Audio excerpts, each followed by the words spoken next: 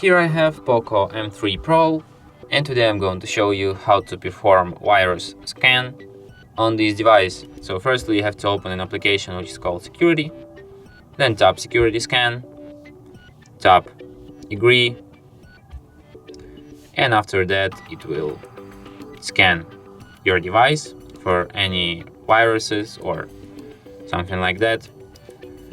And as you can see, I have one risk found. I can fix it now.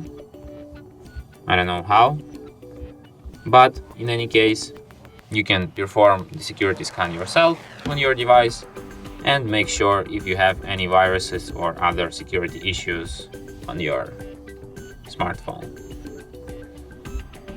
And that's it. Thanks for watching.